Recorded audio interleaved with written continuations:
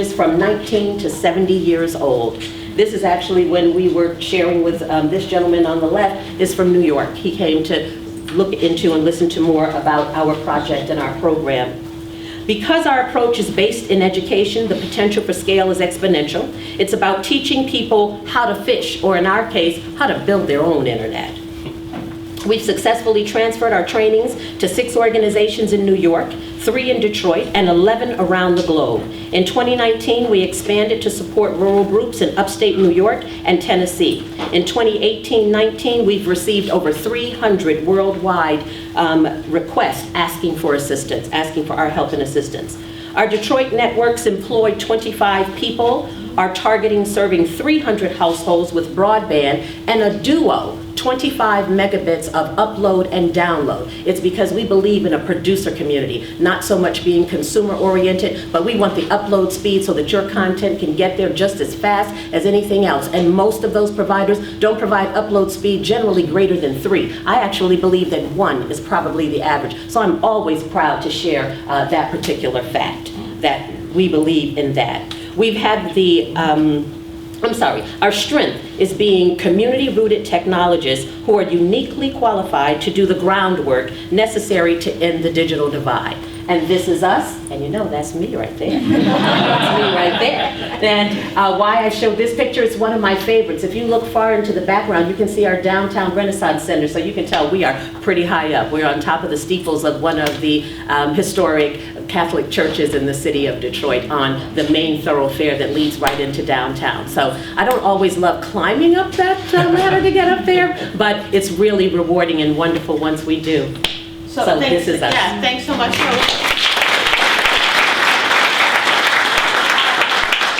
Also looking at some of these issues made me think there's another project in New York called New York Mesh, which also works on a lot of these same urban community networks as a project of the Internet Society, chapter of New York. But Can I say one quick thing? yes. You said something I really, really like, and it's something I believe strongly in, and it's that talk about upload speed, Yes. right? It's not about your community being a consumer. It's about your community producing, Absolutely. right? And Yes. we're working in 2 communities in North America to deploy networks, one in a native Hawaiian community just outside of Honolulu, which has no access, one called Uluhaktak in the Northwest Territories in Canada. And one of the things we say is that there's a lot of negativity about the internet right now. A lot of people say, oh, there's bad content online, there's this, that, it's a bad thing. But what we as the Internet Society want to do is bring productive voices online, because it doesn't just improve the community, it improves the global internet, it improves the internet for everybody by including those voices. And one of the other ways that you were talking about, when Mark was also mentioning about some of the regulatory issues, and you were mentioning the climate and the equipment, is also the idea of what equipment can be attached to the network. And it used to be that you will have to buy the equipment from a major manufacturer, but now there are some ones that are building, such as the Libra router, which is getting authenticated and certificated by different governments. Argentina was one, and others.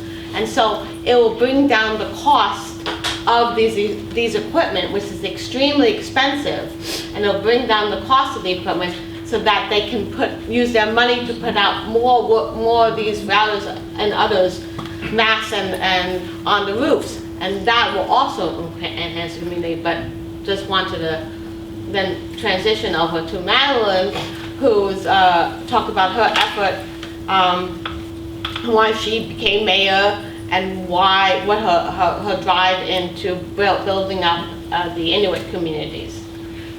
So thank you. For those who don't know where Qaluit is in Nunavut, it is about 2.5 hours straight north jet ride, so almost the same distance as going from here to Fort Lauderdale. So it is the island next to Greenland.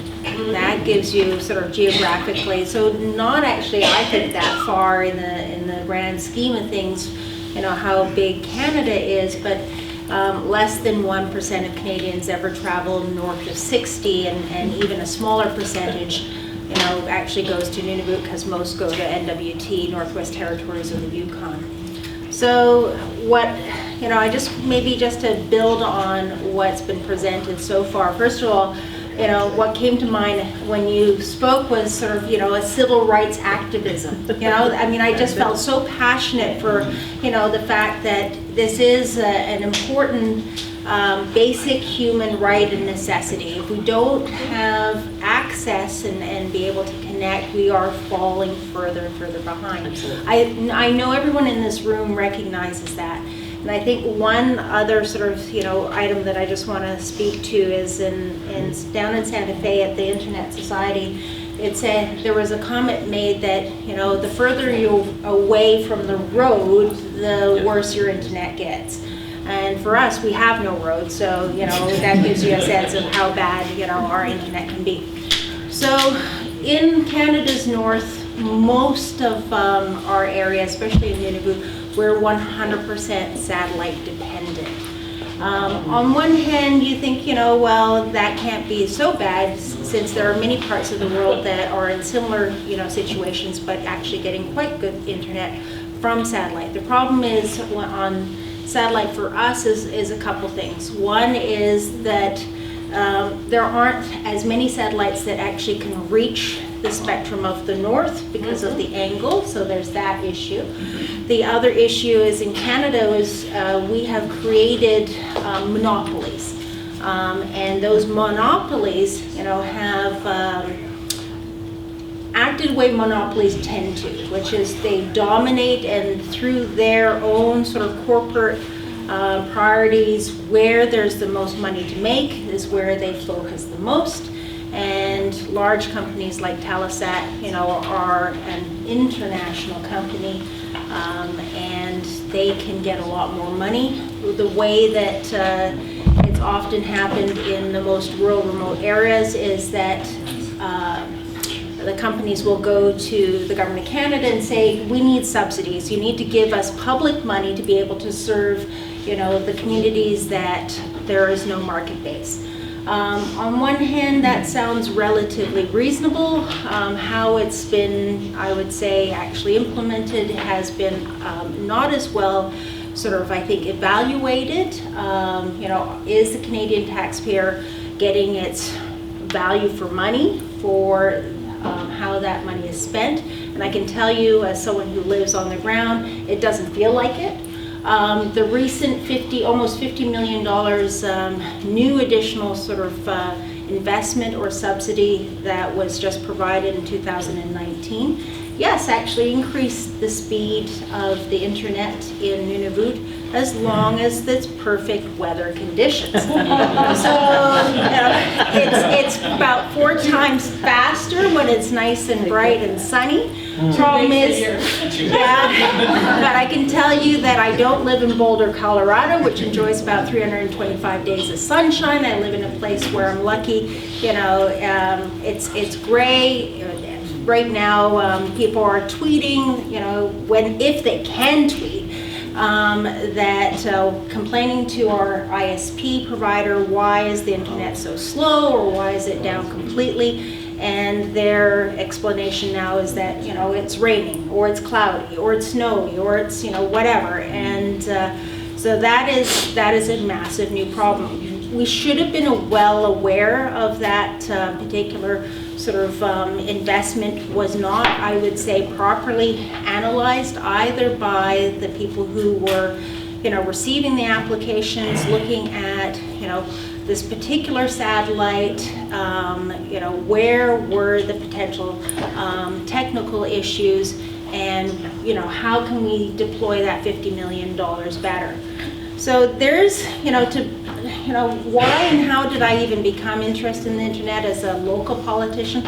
Well, in part was because, most of my day was, just being pissed off at the fact that I couldn't do my basic, function, which is to communicate with my staff, or communicate with my residents, or communicate with different levels of government, or communicate with business.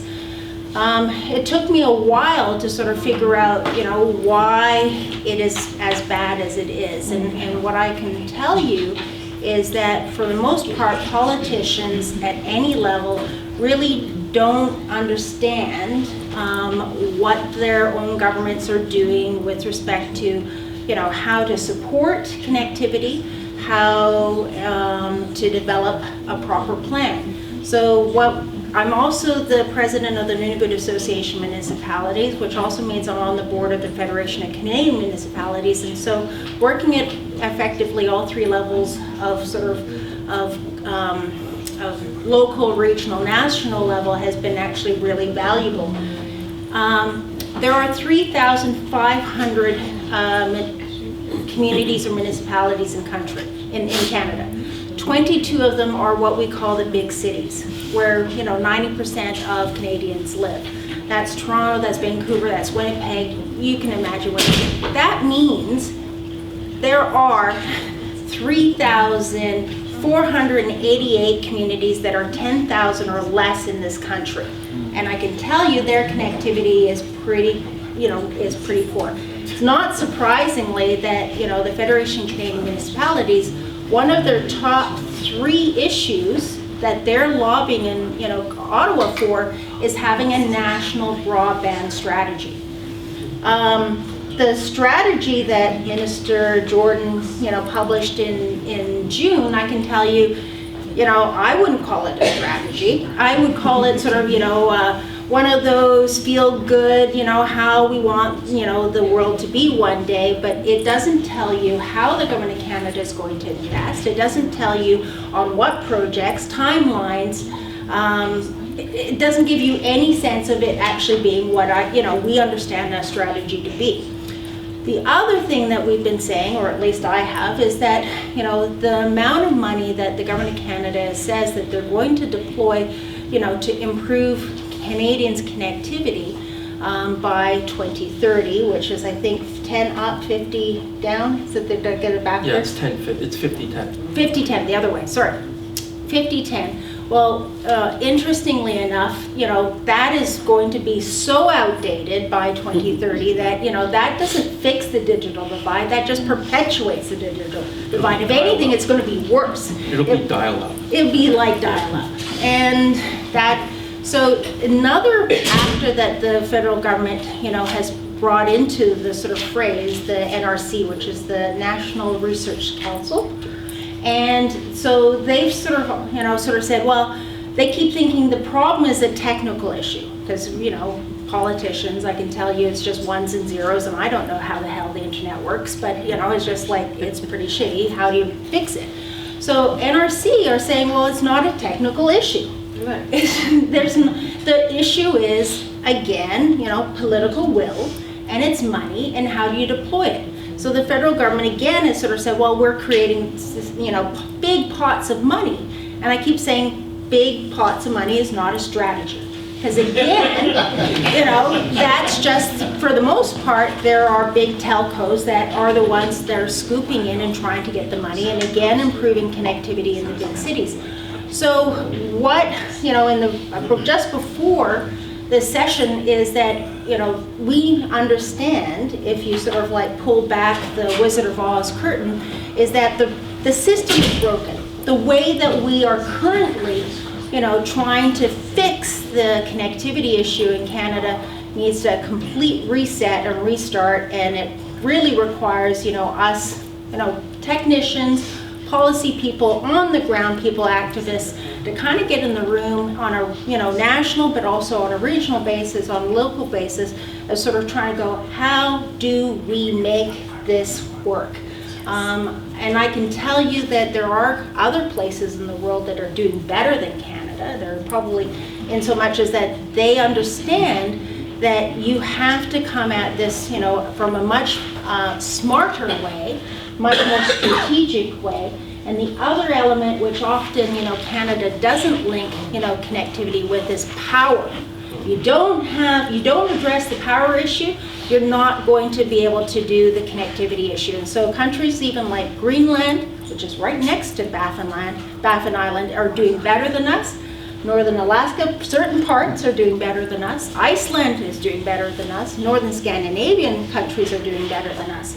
And yet we believe in Canada that we're the front runners, we're the world leaders, and I can tell you that we were, Yeah. and we just haven't, actually looked in the mirror and woken up and realized that we're not. Yeah, 15 years ago, Canada led the OECD in deploying access. Now we're near the bottom. Right, and that's why we were saying, it's not a technical issue. They have the experience, they have the expertise, they even have the expertise with low power, low cost equipment, how to either do it solar, how to do it on other batteries, how to work with low power in other countries. But what they don't have is the political will or the rights to the spectrum or the other things. There's a number of different things. It's even, you don't have to buy equipment that for major telcos that are going to be used for small operators. You can, if you cut the cost of the equipment by allowing them to buy different equipment that's sized appropriate, that also saves a lot of money, and that is also doesn't need as much power. Then that saves also on costs and diesel and other areas. So everything's connected. They've always known. It's also a power issue of a lot of them don't get there's often very difficult to get maps of where areas are not covered. That's a whole different That's a issue whole right other there. issue. That's huge. There's a huge issue in the US of what areas are It's covered the same and in not. Canada. We use a similar mapping system in Canada where it's, you map by census blocks, right? And if there's one house in that census block that can access high-speed internet, then it's mapped as everyone in that area has high-speed internet. And it's also, and it could be, and it also, that place could be having it at a high cost, or maybe it's where they're situated and they have their thing pointed in the right direction, or it's the high point. So that's what it's not necessarily. So it's trying to get accurate mapping, trying to get spectrum, trying to get also resources from the state to use lower cost equipment, to have different rules for lower income, for population, because the goal is always the same. The goal has always been, how do we connect? How do we bring things? That's why I said not the first mile. It's the overcoming the first mile. That's usually the bottleneck. People say last mile, but it's the how do we get this started over the hump? And So, because I actually just starting to rethink and reframe, some things, especially from your presentation this morning, this afternoon, is that, we would never expect, in the time of the civil rights movement, to, large corporations to fix, civil rights issues. And yet here we are on a human right, expecting Bell Canada to fix it, or expecting Rogers to fix it. I mean, really, that's not how we fix, connectivity. They need to be there. I'm not saying we don't include them, but we don't put, all our eggs in that basket. and they can't do it, cable operators are in different areas.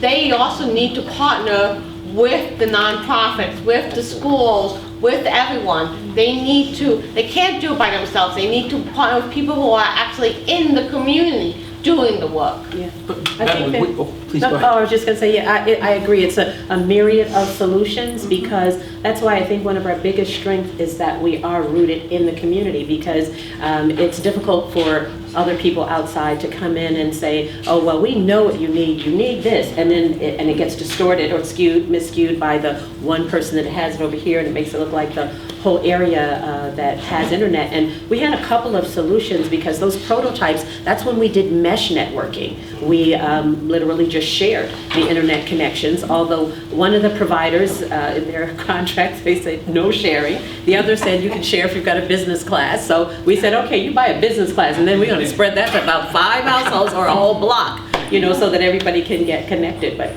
it takes that. At the Internet Society, our mantra is more that the technology is the easy part, right? It's the people factor. And we've been doing this for 27 years now, supporting communities to help to build community networks. Where we see them fall down is when they're not developed not driven by the community. It's not even a consultation with the community. The community needs to get to come together and drive it. But to your point on the National Research Council, the group at the National Research Council who's working on this, it's two departments within this government-funded research agency, Advanced Photonics and AI, who are not sort of the most people in the world. But you and I had met with them, and lots of other people had met with them, and they're now an advocate for the human side. We convinced these PhD geek laser guys to really advocate for, and they did. And to their credit, we gave them some recommendations on what needed to happen for communities in the Arctic, and we're now working very closely with some of their scientists on developing some solutions. We were able to win that voice over. Now that voice is on our side. Yeah, no, it's true, but it's you have to almost sort of like do all these different sort of like parallel strategies just to try to get everyone on board. So, you know, we have a parliamentary committee that's looking at the Telecommunications Act, and I knew that when, you know, at first they weren't even going to come up to the north, and I was like, that's not even a political go. Like, you're going to get in trouble if you do that. You don't have to bring up the whole sort of committee, but you can bring up 4 representatives. What I also knew was that, you know, for the most part, it did, whether it was NRC doing consultations or CRTC doing consultations or this Parliamentary Committee on Telecommunications Act doing consultations, is that everyone would tell them the same thing. You know, it's broken and needs fixing, rather than like, you know, what is everyone's particular sort of niche mandate.